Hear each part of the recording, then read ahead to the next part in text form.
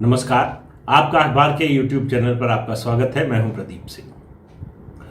दो सरकारें, दो मुख्यमंत्री, दो पार्टियां, कैसे हुआ बदलाव? क्या फर्क था? किस पार्टी ने किस तरह से डील किया इतनी बड़ी समस्या को या इतने बड़े फैसले को?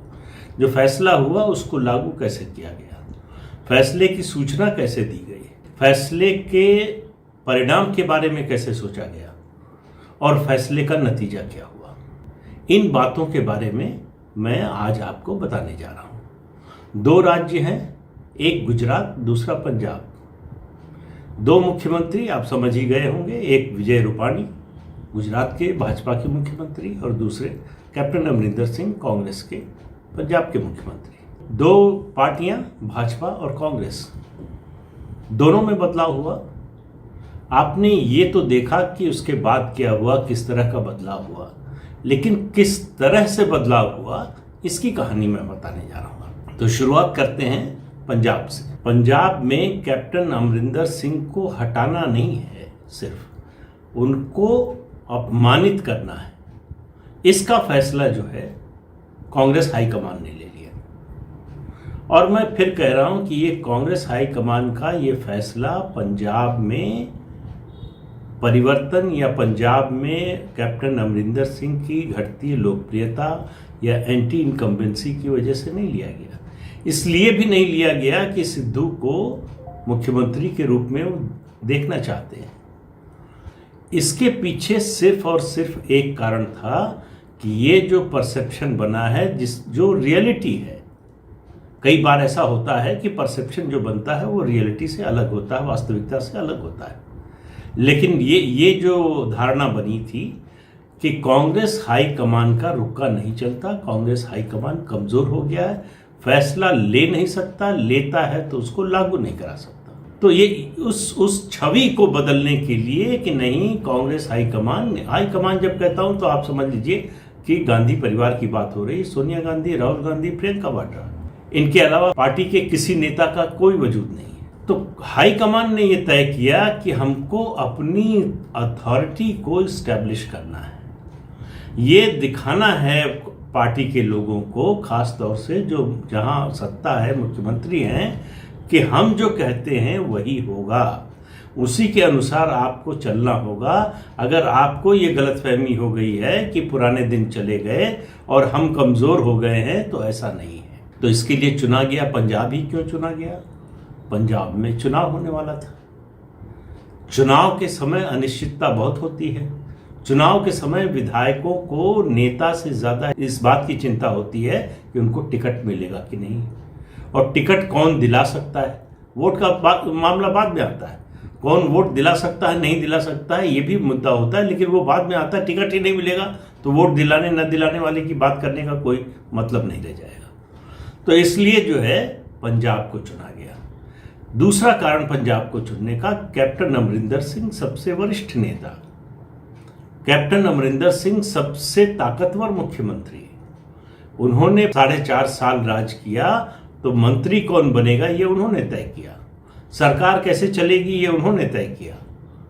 वहां पंजाब में कांग्रेस का मतलब, मैंने पहले भी कहा था कि कांग्रेस का मतलब पंजाब में कैप्टन अमरिंदर सिंह। इसी बात को, ये जो धारणा बनी थी, ये जो सच्चाई थी, इसको ध्वस्त करना था। इसके लिए कैप्टन अमरिंदर सिंह से कहा जाता इस्तीफा देने को, और वो इस्तीफा दे देते, तब तो बात बनती नहीं, तब उसमें हनक नहीं दिखाई देती। हाईकमान का जो रुतबा है, जो ताकत है, वो नहीं दिखाई देती। तो इसलिए तय हुआ कि पहले अपमानित करो, फिर हटाओ, ये बताओ कि हम क्या कर सकते हैं। हमसे बराबरी की बात करने वाला, सामना करने वाले का क्या हश्र हो सकता है। तो मैं पहले भी बता चुका हूं, आपने और जगहों से भी सुना होगा, पढ़ा होगा, देखा होगा। कैप्टन अमरिंदर सिंह को कांग्रेस लेजिस्लेचर पार्टी की, यानी कांग्रेस विधायक दल की बैठक की सूचना नहीं दी गई। रात में, आधी रात को तय हुआ, कन्वे किया गया कुछ लोगों को, कैप्टन के अलावा। कैप्टन को सुबह किसी और सांसद से पता चला कि ये बैठक हो रही है। कैप्टन ने जाकर 4 बजे इस्तीफा दे दिया, प्रियम्प्ट कर दिया जो कोशिश हो रही थी उनको अपमानित करने की। लेकिन उससे पहले उनको अपमानित किया जा चुका था, लेकिन वो बंद कमरे में अपमानित किया जा चुका था। अब ये सार्वजनिक रूप से अपमानित करने का जो है वो सारा इंतजाम हो रहा था। और किस तरह से अपमानित किया गया?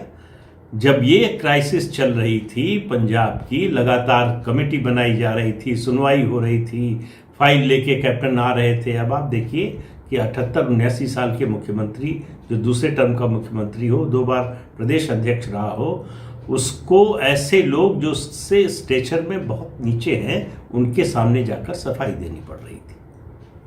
लेकिन वो सब बंद कमरे में हो रहा था। एक और काम हुआ बंद कमरे में। कैप्टन अमरिंदर सिंह जब बहुत परेशान हो गए इन तौर तरीकों से, और ये सिद्धू का जो है पदारोहण हो गया प्रदेश अध्यक्ष पद पर, उसके बाद भी ये सिलसिला जारी रहा, तो उन्होंने सोनिया गांधी से मिलने का समय मांगा। सोनिया गांधी के यहाँ से उनको समय दे दिया गया और कैप्टन पहुंचे 10 जनपद। 3 घंटे तक वो इंतजार करते रहे, सोनिया गांधी उनसे नहीं मिली। ये कांग्रेस सूत्रों का कहना है और बड़े पुष्ट कांग्रेस सूत्रों का कहना। ये इस अपमान के कारण कैप्टन आजकल जो बोल रहे हैं, गांधी परिवार के खिलाफ बोल रहे हैं, चुनौती दे रहे हैं, वो इसी अपमान के कारण है। और उनको लगा कि शायद ये आखिरी था। जब उनको इतनी देर बिठाकर समय नहीं दिया गया तो उनको लगा कि शायद ये आखिरी था, लेकिन जो विधायक दल की बैठक बुलाई गई उनको बताए बिना, तब उनको समझ में आ गया ये मामला और ज़्यादा खराब होने जा रहा है और विकृत रूप लेने जा रहा है। इसलिए उन्होंने तय कर लिया कि अब ये तलवार हटा देनी है अपने सर से कि हमको मुख्यमंत्री पद से हटाया जा सकता है। उन्होंने इस्तीफा दे दिया। अब आप देखिए उसका नतीजा क्या हुआ। ये जो पूरा ऑपरेशन चला उसमें कैप्टन का अपमान तो उस तरह से नहीं कर पाए जिस तरह से करने की योजना थी। पार्टी का अगर हित करने की योजना थी कि एंटी इनकम्बेंसी को खत्म कर देंगे और वो उनके जाने से जो है एंटी इनकम्बेंसी का जितना भी ठीक रहा है सब कैप्टन के साथ फूट जाएगा, वैसा भी नहीं हो पाया। जिस तरह से झगड़ा हो रहा है और जिस तरह से कैप्टन जो है बागी सुर में बोल रहे हैं, वो पहले से स्थिति को और खराब कर रहा है। देखिए कैप्टन कितने भी अलोकप्रिय हो गए, उन्होंने 2019 के लोकसभा चुनाव में भारी जीत दिलाई कांग्रेस को, स्थानीय निकाय के चुनावों में जीत दिलाई कांग्रेस को। और वो कहावत है ना कि हाथी मरा भी 1.25 लाख का होता है। कैप्टन की पॉपुलैरिटी रेटिंग आज भी कांग्रेस के किसी और नेता से पंजाब के ज्यादा है। तो आप ऐसा नहीं करने जा रहे थे कि उनसे कोई लोकप्रिय नजर आ रहा है लोगों की नजर में, उससे बदलने जा रहे हैं, वो भी नहीं हुआ। सिद्धू को आपने इतना आगे बढ़ाया, कैप्टन से लड़वाया, लेकिन सिद्धू को भी आप मुख्यमंत्री नहीं बना पाए। ये कल्चर, ये तरीका कांग्रेस का था। अब आप बीजेपी का देखिए। गुजरात में बीजेपी बाकी राज्यों में समय समय पर होता रहता है, एंटी इनकम्बेंसी आती जाती रहती है, लेकिन पिछले 26 साल से गुजरात में बीजेपी का प्रो इनकम्बेंसी का दौर चल रहा है। सरकार कैसा काम कर रही है, नहीं कर रही है, इसका बहुत ज़्यादा असर चुनाव नतीजों पर नहीं पड़ता। 2017 एक ऐसा चुनाव था जिसमें भाजपा को एक तरह की मुश्किल का सामना करना पड़ा, लेकिन सरकार बनने में कोई दिक्कत नहीं। विजय रूपाणी 2017 में भी मुख्यमंत्री थे, उस खराब दौर में भी, तब भी सरकार बन गई।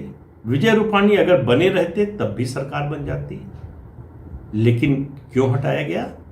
क्योंकि पार्टी आगे का देख रही थी।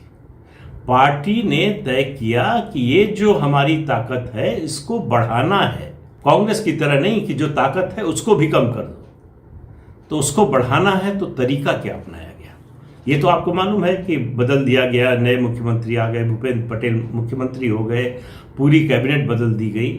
लेकिन किया कैसे गया? इस बदलाव से 3 दिन पहले गृह मंत्री अमित शाह अहमदाबाद गए, गांधीनगर गए। गवर्नर के यहाँ चाय पर सब लोग आमंत्रित थे। वहाँ पार्टी के विधायकों और मंत्रियों से कहा कि पार्टी ने एक बड़ा फैसला लिया है और जो पार्टी ने फैसला लिया है वो हम सब लोगों को मानना है। तो परिवर्तन होने जा रहा है, मुख्यमंत्री बदलेगा, पूरी सरकार बदलेगी, आप में से कोई भी मंत्री नहीं बनने जा रहा है। और इसमें वो 4 लोग कांग्रेस से आए भी शामिल थे, जो केवल माना जाता है कि मंत्री बनने के लिए ही बीजेपी में आए थे। उनमें से किसी ने कोई चूं चपड़ नहीं की। ये भी कह दिया गया कि 3 दिन का समय है आपके पास, धीरे धीरे ये सरकारी बंगला गाड़ी लौटाने का, खाली करने का जो है वो सिलसिला शुरू कर दीजिए। कोई आवाज़ नहीं उठी, किसी ने विरोध नहीं किया, किसी ने बगावत नहीं की। जो नितिन पटेल 2017 में मुख्यमंत्री बनना चाहते थे, उन्होंने नाराज़गी दिखाई थी अपने पोर्टफोलियो को लेकर, उनके मुंह से भी कोई शब्द नहीं निकला। क्यों नहीं निकला? 2 कारण हैं। एक, उनको मालूम है कि प्रधानमंत्री नरेंद्र मोदी और गृह मंत्री अमित शाह, उनकी जो इस समय ताकत है वो उसके आगे कोई टिक नहीं सकता। ताकत कौन सी है?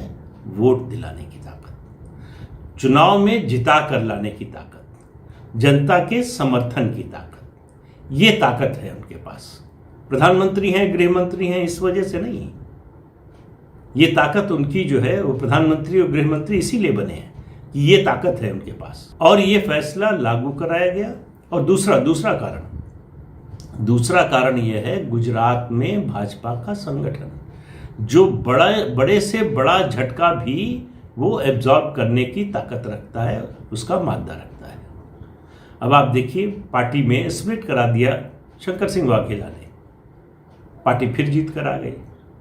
केशु भाई पटेल, सबसे कद्दावर नेता, उन्होंने बगावत कर दी, पार्टी छोड़ दिया, अपनी पार्टी बना ली, खिलाफ चुनाव लड़े, फिर भी पार्टी जीत कर आ गई।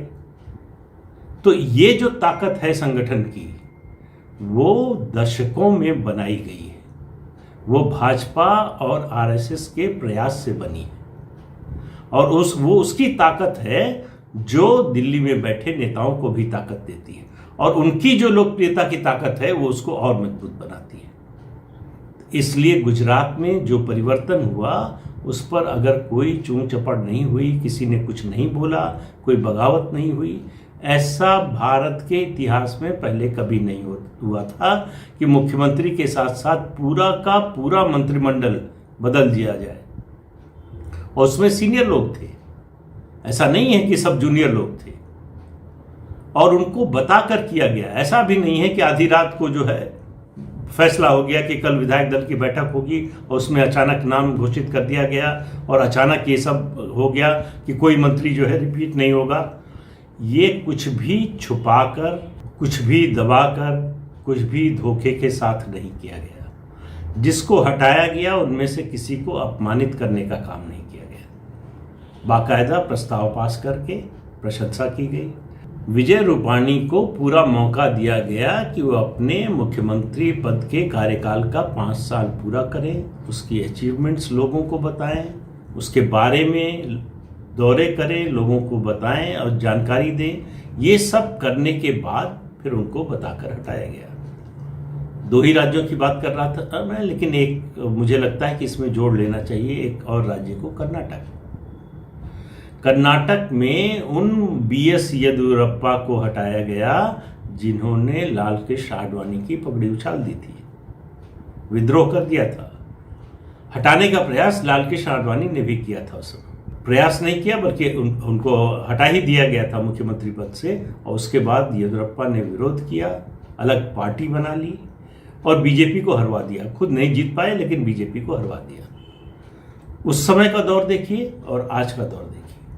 जो मैं बार बार एक बात आपसे कहता हूं कि इस बात को याद रखिए कि पार्लियामेंट्री डेमोक्रेसी में किसी भी नेता की सबसे बड़ी ताकत होती है उसकी वोट दिलाने की क्षमता, लोगों में उसकी विश्वसनीयता, उसकी साख, उसकी कम्युनिकेशन की स्किल, लोगों तक अपनी बात पहुंचाने और लोगों के मन की बात समझने की ताकत, ये नेता की ताकत बनती है। ये गुण जिस नेता में होगा वो उसको जीत मिलनी ही है।